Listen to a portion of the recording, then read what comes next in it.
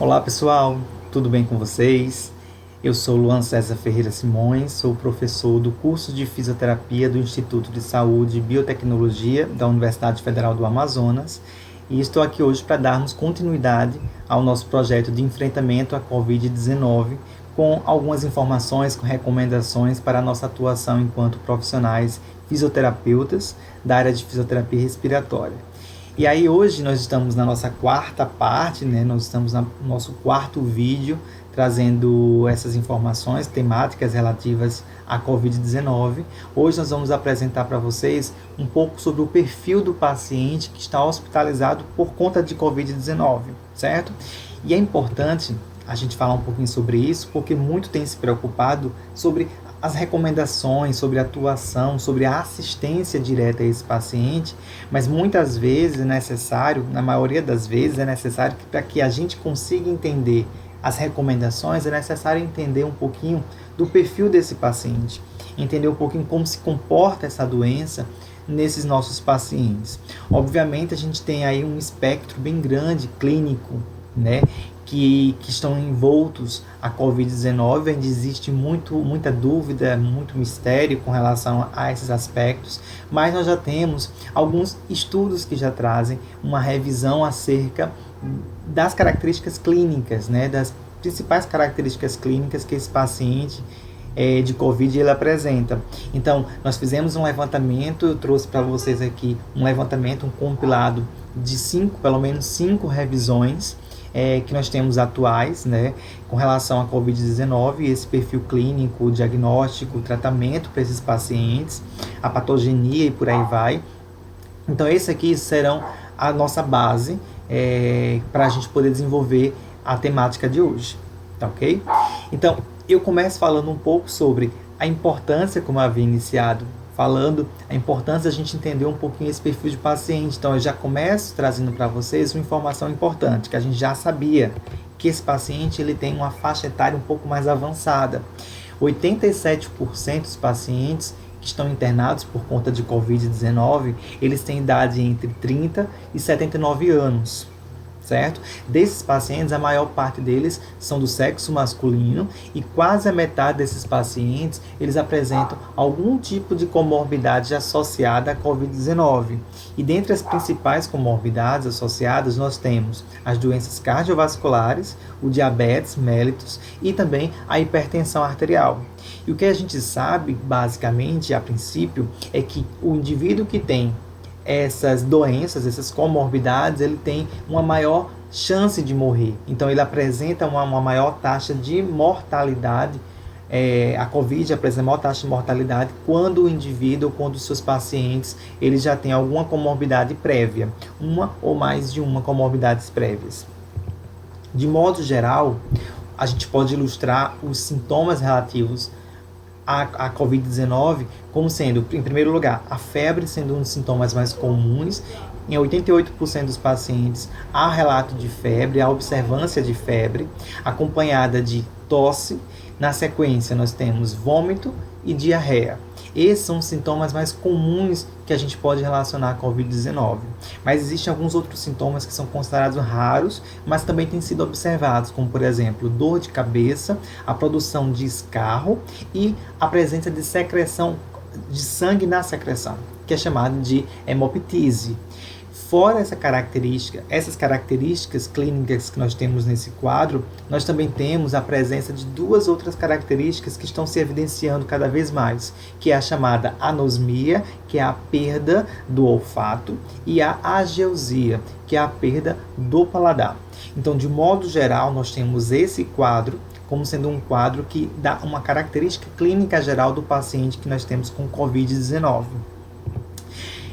Para chegar a um diagnóstico do paciente de Covid, é necessário que considere-se os sintomas que eu relatei no slide anterior, principalmente o sintoma febre, é um dos mais comuns, como a gente observou. Então, quando eu tenho um indivíduo que apresenta febre associado com uma dificuldade de respirar, que seria a dispneia, associada a uma tosse, associada a algum tipo de ausculta pulmonar suspeita, por exemplo, de pneumonia, esse paciente ele precisa passar por alguns exames. E aí, de acordo com as recomendações, os exames de imagem que nós temos à disposição são o raio-x de tórax e a tomografia computadorizada também do tórax.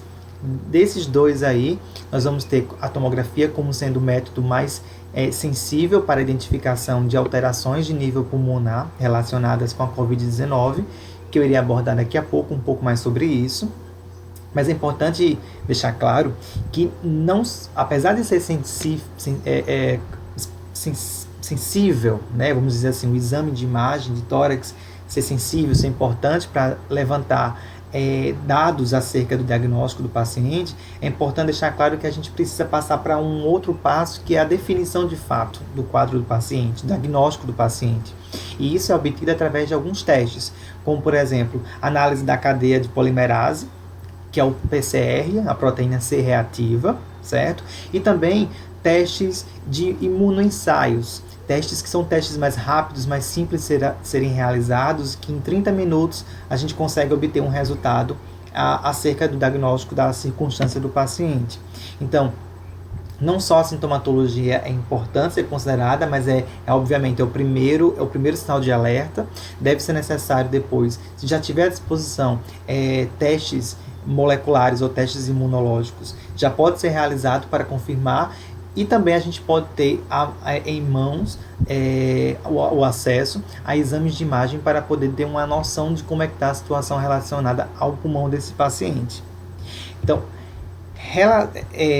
o diagnóstico é importante, mas é muito interessante que a gente leve em consideração que boa parte desses pacientes eles não apresentam sintomas. Então, nós temos um grande número de pacientes que são assintomáticos.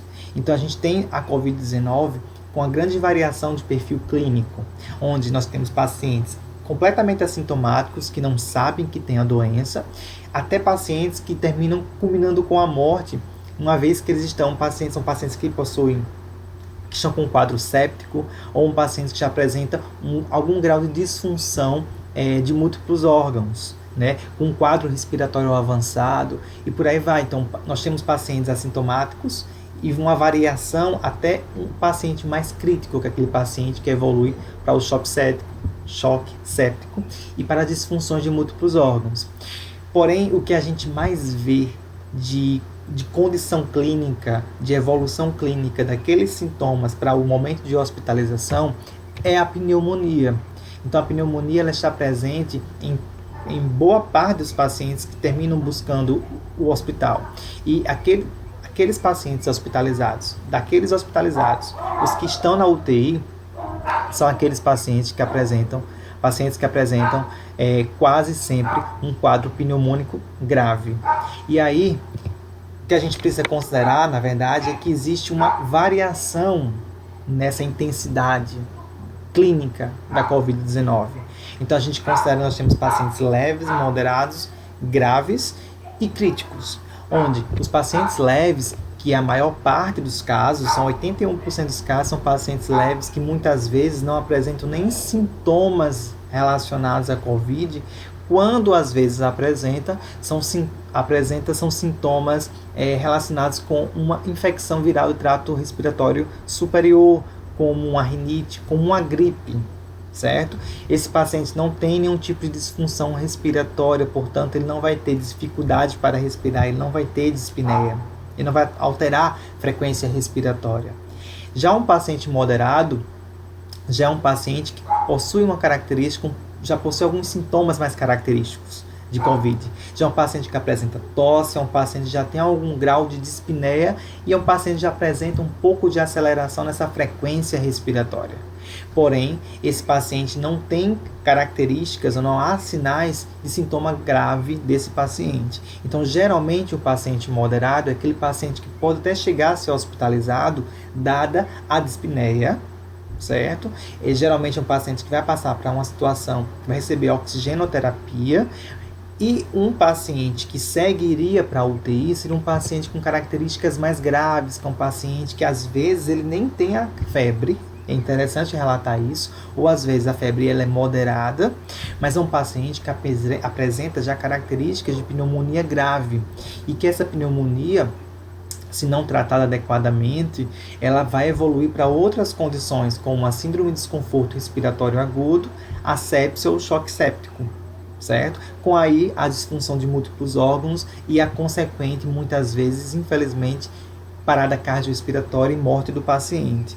Esse paciente grave, ele tem uma característica importante, porque ele já tem uma dispneia mais grave, ele é um paciente taquipneico, onde a sua frequência respiratória, ela geralmente está acima de 30 incursões respiratórias por minuto. É um paciente que, ao verificar a saturação periférica de O2, identifica-se que há um valor inferior a 93, e se for possível verificar a gasometria, a gente já observa que quando verifica-se a relação PaO2 e FO2, ou seja, a pressão arterial de oxigênio pela fração inspirada de oxigênio, quando esse valor ele dá inferior a 300, a gente já pode considerar que esse paciente é um paciente que já está com síndrome de desconforto respiratório agudo. Ou um paciente já apresenta ao exame de imagem de tórax, geralmente uma tomografia computadorizada, esse paciente já apresenta algum grau de infiltrados pulmonares. O que significa dizer isso? Que o pulmão dele já apresenta um padrão que pode ser caracterizado como, geralmente, de Covid-19, que eu vou mostrar mais à frente um pouco. Então, quando a gente observa que esse pulmão do paciente já está pelo menos a metade comprometido, que houve uma evolução de 24 a 48 horas desse quadro, desse padrão, ou seja, houve uma piora nas últimas 48 ou 24 horas, esse paciente ele também já se enquadra num paciente mais grave, com evolução um pouco mais acentuada, mais rápida.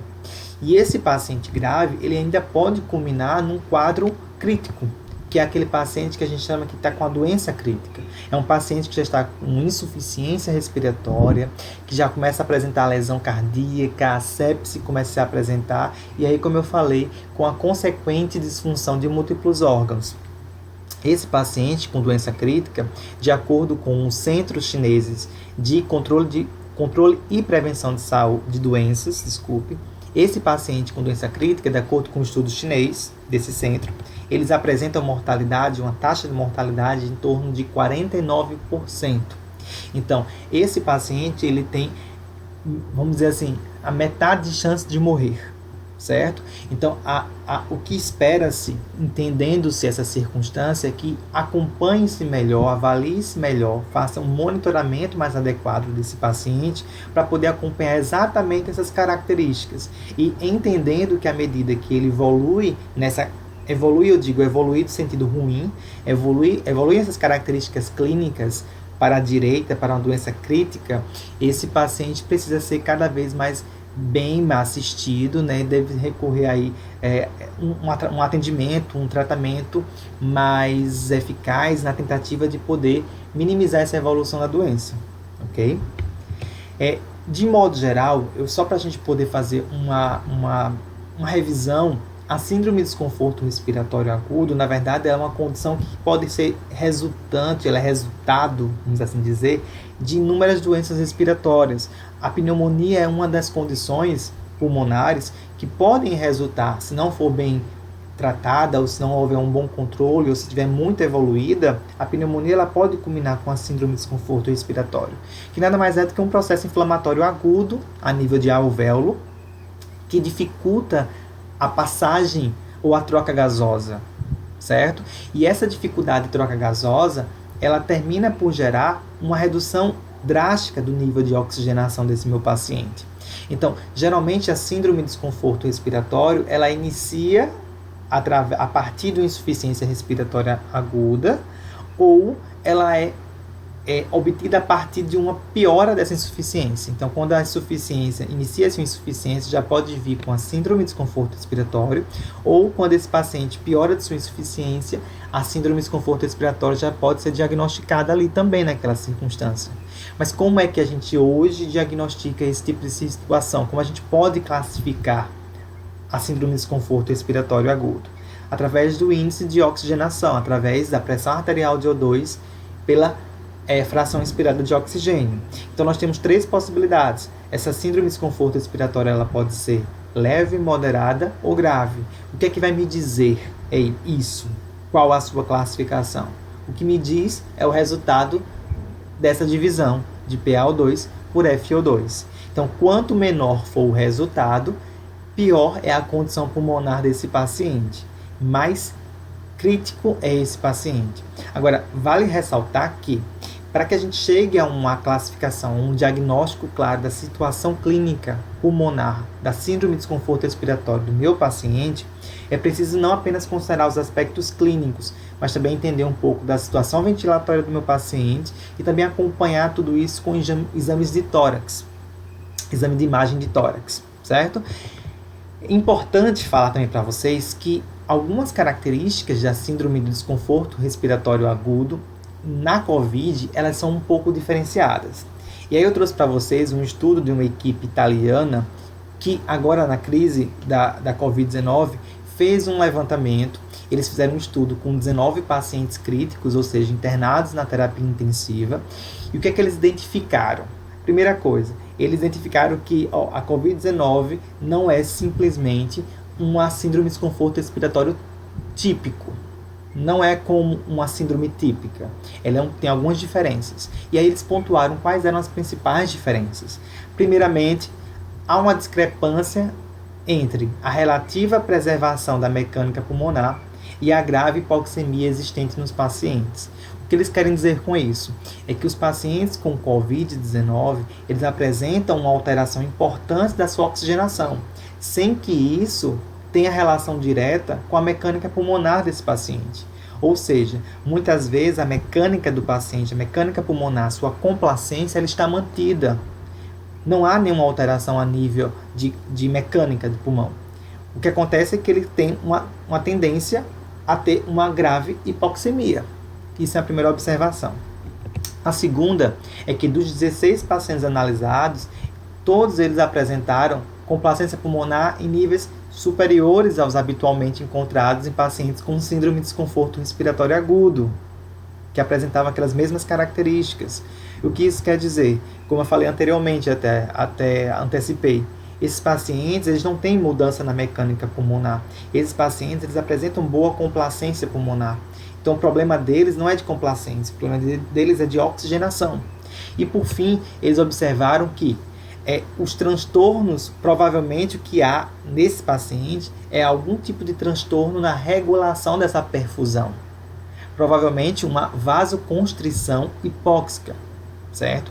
Como razões para essa característica gasométrica, ou seja, para essa alteração na concentração de oxigênio desses meus pacientes. Então, os pacientes, de modo geral, eles concluíram: pulmonar, complacência, os pulmões estavam bem. Esses pacientes não tinham alterações importantes na complacência. A alteração estava mais relacionada, provavelmente, a um aspecto de perfusão, relativo à condição de perfusão do meu paciente, não é exatamente uma condição de complacência pulmonar. Alguns resultados importantes, o pessoal da China, as equipes pesquisadores, médicos chineses fizeram alguns levantamentos. Dentre eles, esse estudo aqui é um dos interessantes estudos que a gente teve acesso. Eles investigaram 221 pacientes que estavam com Covid-19, com diagnóstico de Covid na cidade de Wuhan, lá na China, onde foi o epicentro da doença.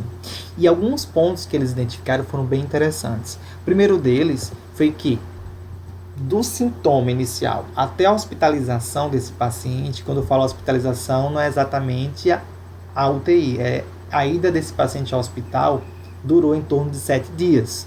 Então, do primeiro sintoma, que muitas vezes é febre, até a ida ao hospital foram 7 dias. Do primeiro sintoma até o paciente começar a apresentar um quadro de dispneia, foram 8 dias. E dos primeiros sintomas até esse paciente ser internado na UTI, na terapia intensiva, foram 10 dias. Então aqui a gente tem as características, a gente tem um quadro interessante que a gente observa justamente do ponto que esse paciente apresentou os primeiros sinais, né, relacionados com a Covid-19 até o momento de internação hospitalar, de dificuldade respiratória ou de internação em UTI, são tempos relativamente curtos. A evolução da doença ela é muito rápida. E de um quadro geral, com relação aos tratamentos e o prognóstico do paciente, eu gostaria de trazer alguns pontos interessantes que eu vi nesse estudo para vocês. Primeiro, com relação às complicações. Aqui eles fizeram, se vocês analisarem no topo da tabela, a gente observa que tem os tratamentos e prognóstico, nós temos o total de pacientes, que foram 221 indivíduos investigados. Na sequência, nós temos uma comparação entre dois grupos. Pacientes mais severos, que foram 55 pacientes, e pacientes que não tinham um quadro de grande severidade, que foram 166 pacientes. E o que é que eles observaram para complicações, que é a primeira análise que eu quero propor para vocês.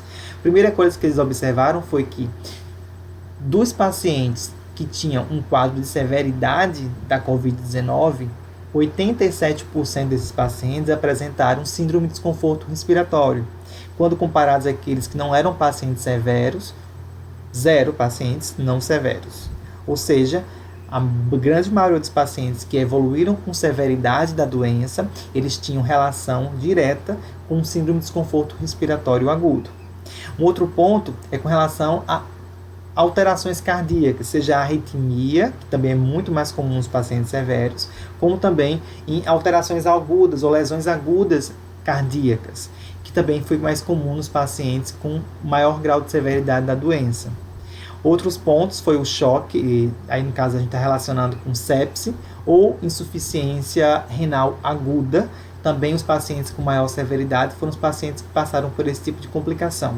Então, de modo geral, comparando o grupo severo para o grupo que não teve grande severidade com a Covid, a gente observa que a evolução, ou seja, a piora, as complicações são muito maiores. A gente vê isso pelo p-valor, a diferença é significativa entre os dois grupos. A severidade, ela leva, assim, ao maior grau de complicações para esses pacientes. Um outro ponto que eu gostaria de mostrar para vocês é o tipo de tratamento que foi realizado para esse paciente. Então, esses pacientes que estavam com o quadro mais severo foram aqueles que receberam ventilação não invasiva, receberam também ventilação invasiva, a maior parte desses pacientes. Ou eles receberam a associação de ventilação invasiva com métodos de oxigenação extracorpórea, certo? Então, esses pacientes, eles receberam, pelo menos de ventilação. Os pacientes que estavam com um quadro mais severo foram aqueles que necessitaram de maior suporte ventilatório, de assistência ventilatória. E por fim, com relação ao prognóstico, eu gostaria de chamar a atenção para as mortes dos pacientes que não tinham grau de severidade importante, ou seja, 166 pacientes, todos eles sobreviveram. Em contrapartida, 21,8% dos pacientes que estavam no quadro de severidade da Covid-19, eles vieram a óbito. Dando sequência, gostaria de enfatizar aí 2 pacientes, algumas imagens de tomografia computadorizada de tórax, de pulmão, de 2 pacientes. No primeiro paciente, que é as imagens A, da secção A, nós observamos o quê? Paciente de 72 anos, do sexo masculino, que ele teve um grau de severidade maior da Covid-19. Então, na primeira imagem, a gente verifica múltiplas opacidades, que são opacidades relacionadas a um padrão que a gente chama de vidro fosco, muito comum no paciente com Covid-19. Então, nessa primeira imagem de tomografia computadorizada, a gente já começa a observar opacidades mais difusas nesse meu paciente. Isso aí, essa imagem, ela foi obtida deixa eu só verificar aqui, no 8º dia após o início dos sintomas.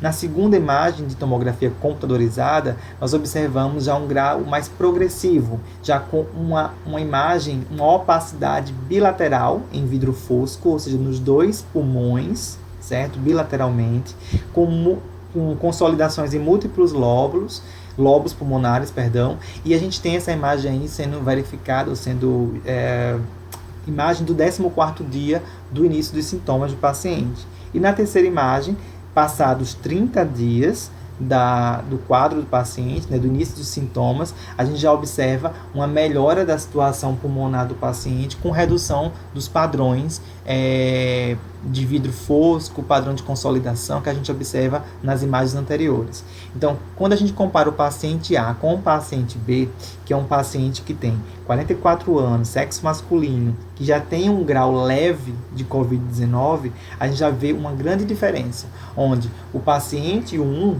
paciente A, melhor dizendo, que é um paciente mais idoso, com a severidade maior da doença, ele observa um padrão pulmonar, a gente observa um padrão pulmonar mais acentuado.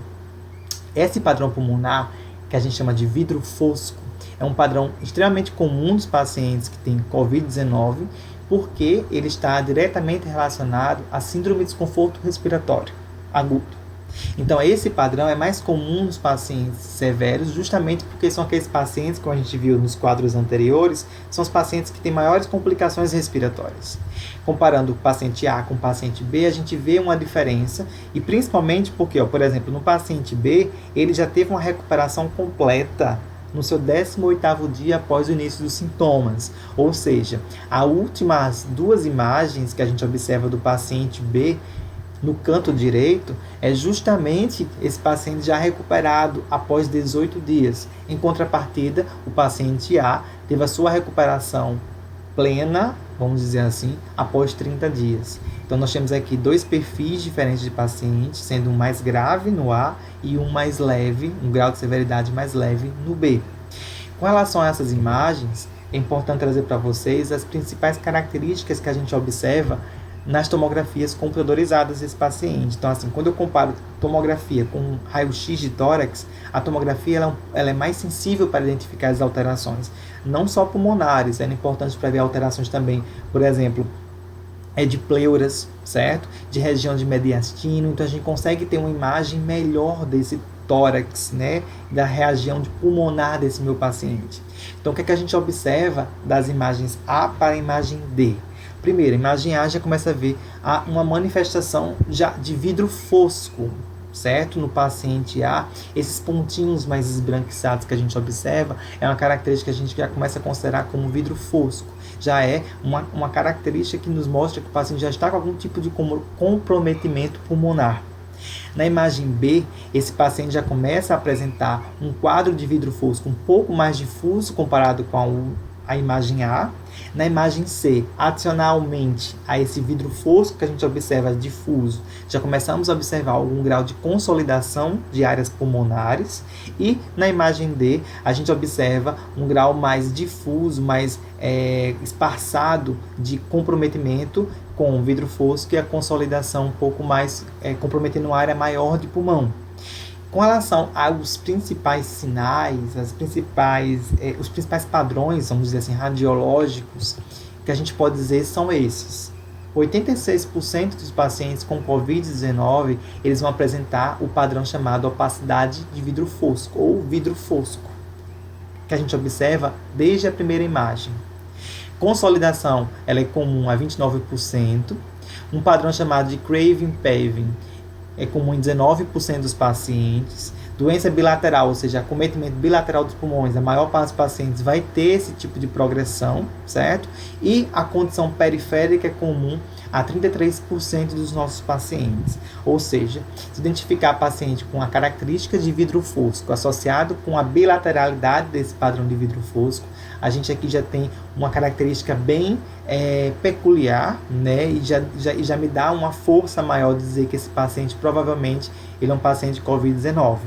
Vale ressaltar, como eu falei anteriormente, que é importante não só ter vamos dizer assim, esse diagnóstico radiológico, esse diagnóstico por imagem, mas sim também realizar os testes moleculares ou testes imunológicos desse paciente, certo? Ainda nesse estudo chinês, eu trouxe para vocês comparando dois grupos agora. O grupo de pacientes que saíram da UTI e foram para a enfermaria e o grupo de pacientes que terminou morrendo na enfermaria. Então, de todos os pacientes que foram avaliados, 23 deles saíram da UTI para a enfermaria, ou seja, tiveram alta da UTI, enquanto que 9 pacientes evoluíram para óbito. O que a gente pode observar nesse primeiro momento? Primeiro, dos pacientes que morreram, a maior parte deles são pacientes mais idosos. A média de idade foi de 76 anos. Então, quanto mais idoso, pior é o prognóstico desse paciente. Um segundo ponto que a gente observa é com relação a alguns métodos de rastreio que são utilizados na terapia intensiva para poder determinar circunstâncias relacionadas a, como é que eu posso dizer, o quadro clínico do paciente. Então, nós temos o APACHE, que é um método, que é um modo de investigação, né? A gente consegue quantificar, vamos dizer assim, o prognóstico desse paciente. Quanto maior o APACHE, pior é a situação clínica do paciente, certo? O SOFA e o PCT, eles são métodos também utilizados aí mais para identificar a situação relacionada à sepse do nosso paciente. E o que a gente observa também, quanto maior, pior a chance, ou maior a chance de sepse. Então, se a gente observar comparando os dois grupos, a gente vê que os pacientes do lado direito, ou seja, os pacientes que morreram na UTI, eles tinham um pior índice, ou seja, eles pontuaram mais, tanto no APACHE, como no SOFA, como no PCT. Ou seja, esses pacientes eles tinham um pior prognóstico e, portanto, eles culminaram com a morte. E, por fim, gostaria de chamar a atenção para um dado curioso que tem sido observado, que é com relação ao balanço hídrico desse paciente. O que a gente observa é que os pacientes que estão evoluindo para o óbito são pacientes que estão com maiores valores de balanço hídrico, certo? Pacientes que estão tendo alta, que estão saindo, sendo transferidos da UTI para a enfermaria, são pacientes que estão tendo menor balanço hídrico. Então, esse dado aqui ele é importante, ele chama a atenção, ele tem sido cada vez investigado para poder entender um pouco mais que circunstância está sendo relacionada a esse tipo de resultado, certo? Então, de modo geral, era basicamente isso que eu gostaria de mostrar para vocês. Um perfil do nosso paciente, o perfil do paciente com a Covid-19. É importante a gente saber que para poder trabalhar com esse paciente, a gente precisa de uma equipe multidisciplinar, mas para essa equipe ela funcionar adequadamente, todos nós precisamos saber os nossos papéis, as nossas funções diante daquele paciente. Primeiramente, como eu falei, entender esse perfil do paciente, entender como esse paciente pode evoluir numa circunstância tanto positiva como negativa, certo? E aí começar a trabalhar em prol desse paciente com essa equipe para poder desenvolver da melhor maneira possível um tratamento mais adequado para esse paciente, para tentar levar esse paciente para a alta hospitalar, certo? Então, a partir daqui a gente começa agora a entrar um pouco mais nessa questão de atuação profissional, nessa questão de recomendações para atuação.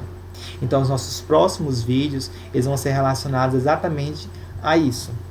Tanto a atuação do fisioterapeuta e um outro vídeo que a gente vai trazer um pouco com as recomendações.